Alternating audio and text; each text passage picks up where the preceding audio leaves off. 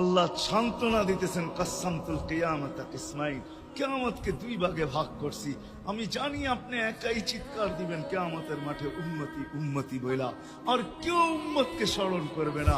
নবীরা তো মাকেও স্মরণ করবে না, বোনকেও স্মরণ করবে না, সবাই নাফসি নাফসি বলবে, আপনি উম্মতি বইলা চিৎকার দিবেন। বিদায় কিয়ামত আপনার আর আমার মাঝে ভাগ, আর কারো মাঝে না।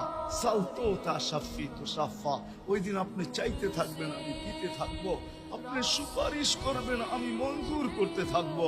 লা ইউখজিকা ফি উম্মতি, আপনার উম্মতের ব্যাপারে আপনাকে আমি লজ্জিত করব না।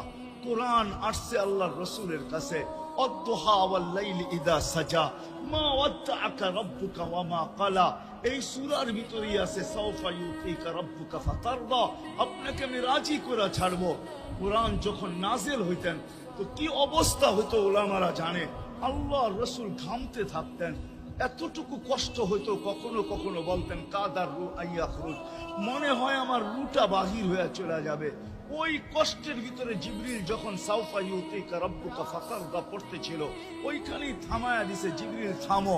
বলছে কেন, সূরা এখনো শেষ হয় নাই। বলছে থামো, আল্লাহ আমাকে রাজি করতে চাইতেছেন, আমি এই মুহূর্তেই আল্লাহর কাছে কিছু চাইতে চাইতেছি। বলছে তোমাকে সাক্ষী রেখা। বলছে কি চাবে? তো চিৎকার দিয়া বলতেছে ইলাহি লান আরদা, ইলাহি লান আরদা হাত্তা ইয়াকুনা ওয়াহিদ মিন উম্মতি ফিন নার। ও মাবুদ, ও ইলাহি, ও আল্লাহ, এক উম্মত জাহান্নামে থাকা পর্যন্ত আপনার উপরে রাজি। আল্লাহ